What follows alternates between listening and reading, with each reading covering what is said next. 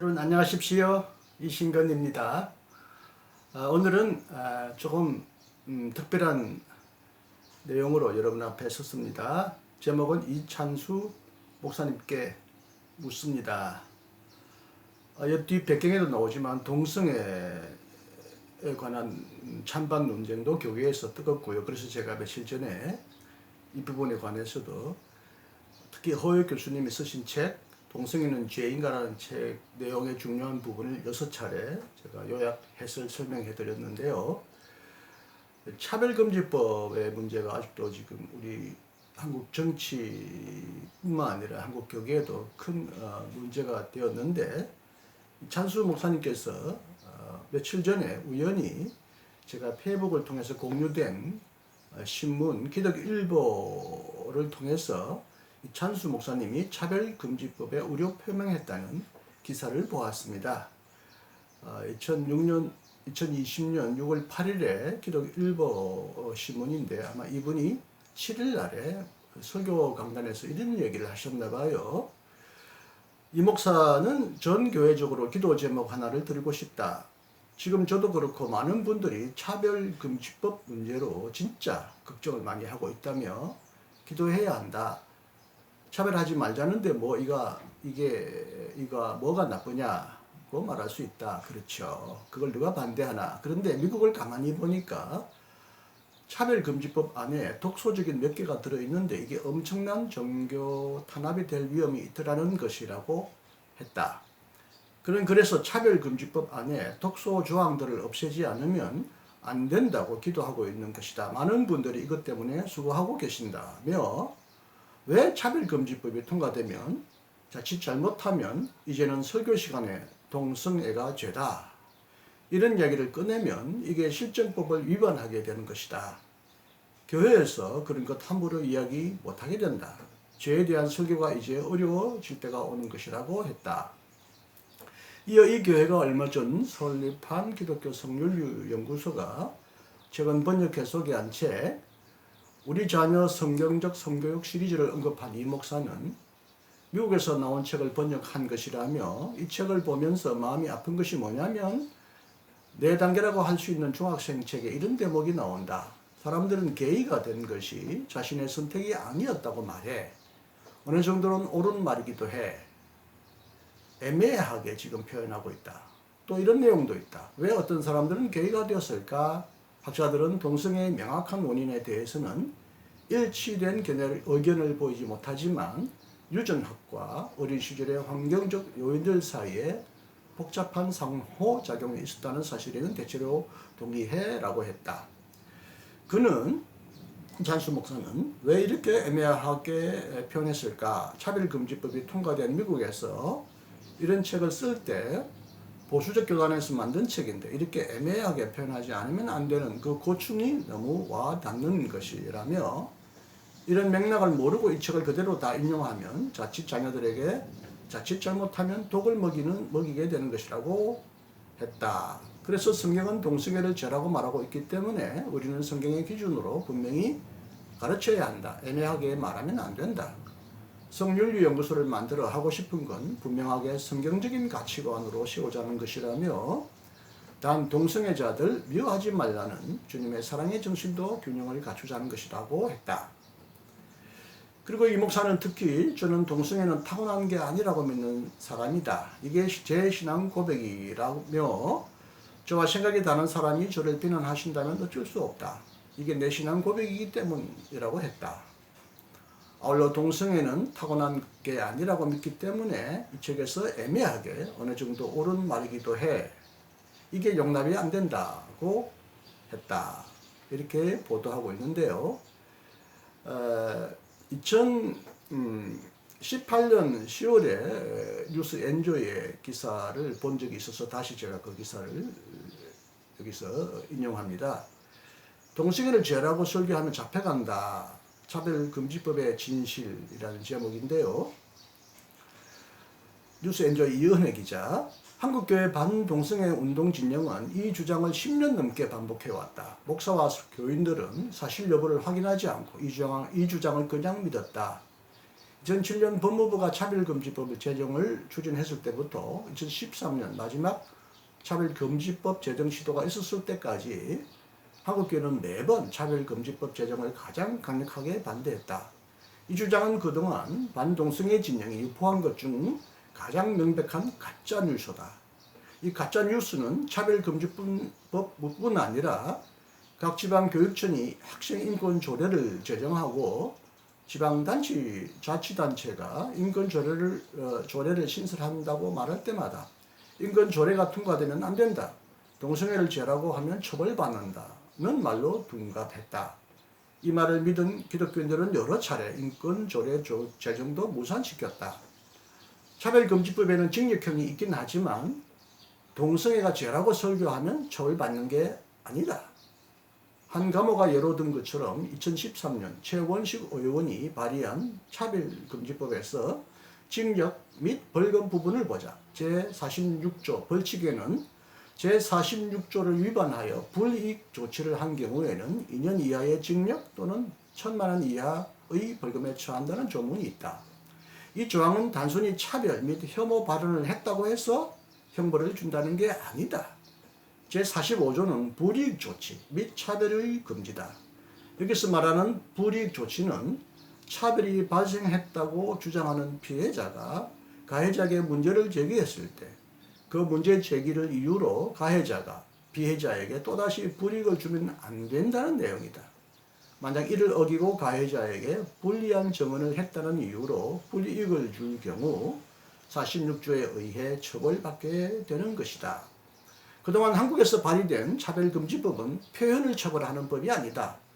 차별금지법은 고용, 서비스, 교육 분야 등에서 성별, 나이, 장애, 학력 및 성적 지향 등을 이유로 차별이 발생했을 때 구제받을 수 있는 법안이다. 누군가를 비판하는 표현, 즉 말과는 직접적인 연관성이 없다. 더군다나 교회 설교는 차별금지법을 적용할 수 있는 영역도 아니다.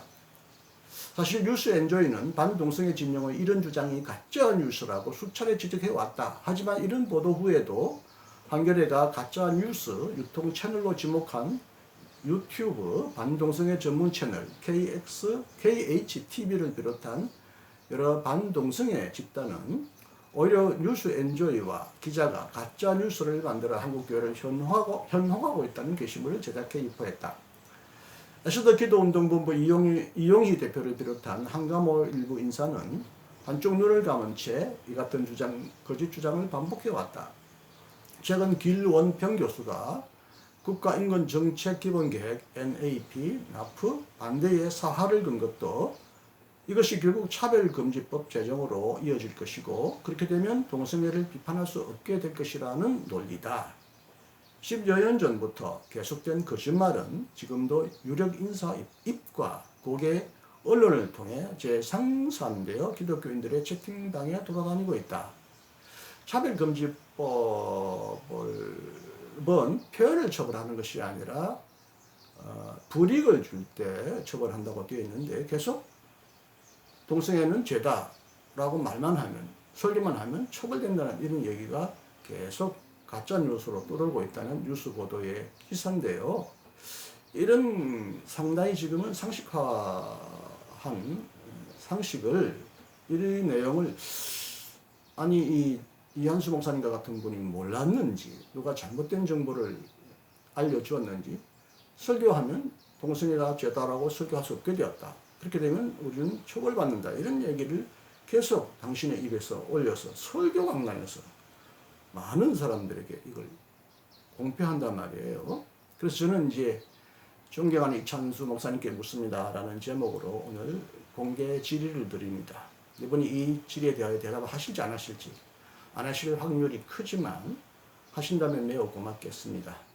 한번 질문을 드려봤습니다. 이를 통해서 이찬수 목사님께 무슨 대답을 얻고자 하는 목적보다는 이 방송을 듣는 모든 분들에게 차별금지법과 동성애에 관하여 중요한 두 가지 포인트, 정보에 대하여 좀 제 나름대로 알고 있는 지식을 알려드리기 위한 목적이 더 크다. 그러나 이찬수 목사님이 이 방송을 혹 들으시고 설교를 통해서든 다른 방법을 통해서든 자신의 생각을 교정하거나 응답해 주신다면 매우 고맙겠습니다. 다시 제가 쓴 질의서를 그대로 읽겠습니다. 존경하는 찬수 목사님께 묻습니다. 일면식도 없는 분에게 그리고 존경한다는 수식어까지 붙여서 질문을 드림을 무례하거나 불쾌하게 생각하지 마시기를 먼저 부탁드립니다.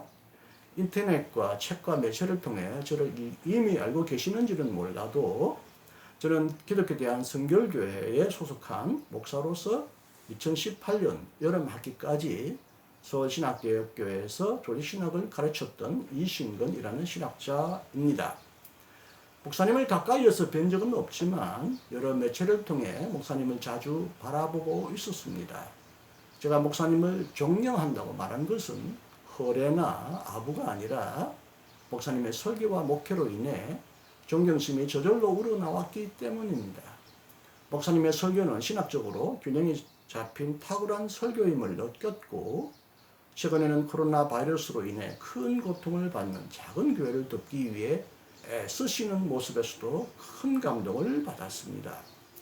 제가 목사님에게 갑자기 질문을 드리게 된 것은 며칠 전에 목사님이 동성애에 관해 설교하신 내용을 신문을 통해 인터넷 신문을 통해 접하고 궁금증과 실망감까지 느꼈기 때문입니다. 동성애 차별법이 통과된다면 동성애는 죄다라고 말해도 실정법에 위배되어 처벌을 받는다고 말하셨는데 앞에서 뉴스 엔조의 기사를 제가 인용했듯이 이것은 전혀 사실이 아닌 가짜 뉴스라는 것입니다. 그런데 목사님은 사실 여부를 정확히 알아보지 않으시고 가짜 뉴스를 믿으시고 설교하시는 이유를 정말 알고 싶습니다. 제가 도리어 잘못 알고 있습니까?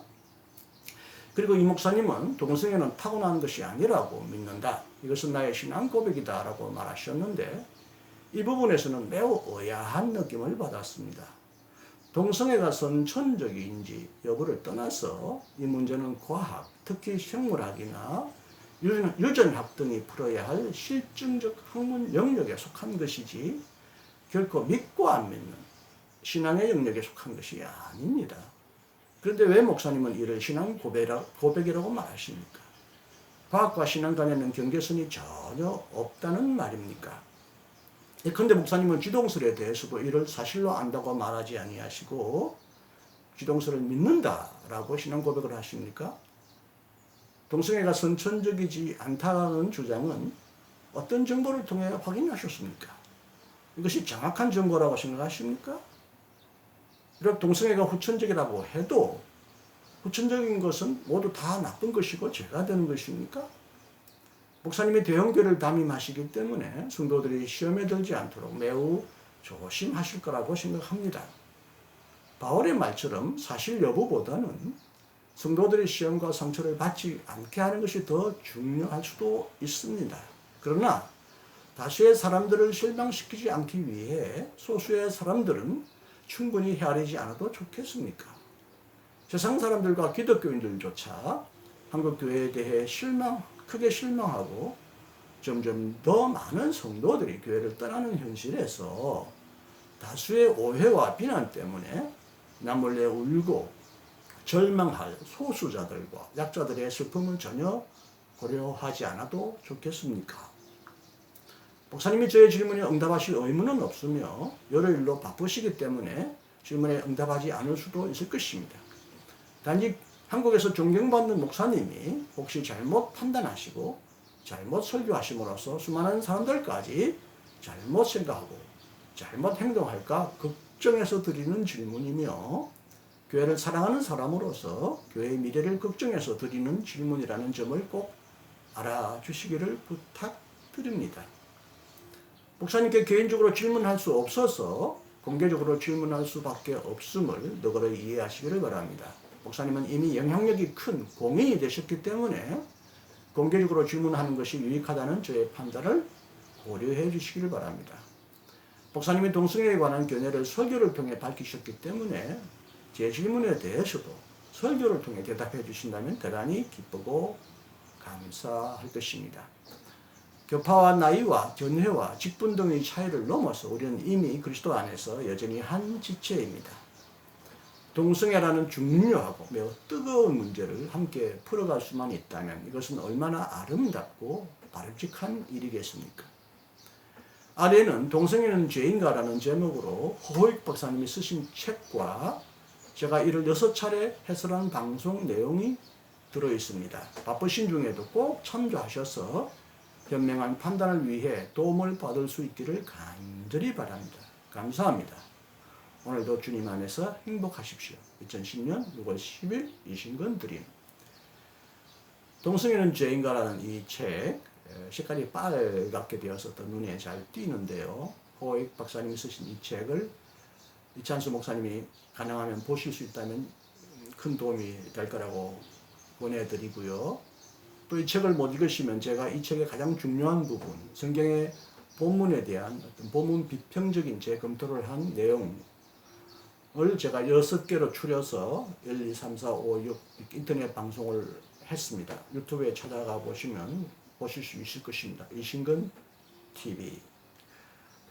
내용이 길기 때문에 이거 다 보실 수 있을지는 모르겠으나 저간에 이런 것들을 보시고 자신의 생각의 교정이나 혹은 그 나은 생각을 위하여 꼭 도움을 받으시기를 바라며 제 질문에 대하여 응답해 주시면 정말 고맙겠지만 응답하지 않으시더라도 다른 방법으로 이 부분을 더 깊이 연구하시고 더 한국교회를 올바르게 인도해 가시는데 큰 도움이 되기를 부족한 저가 감히 바랍니다.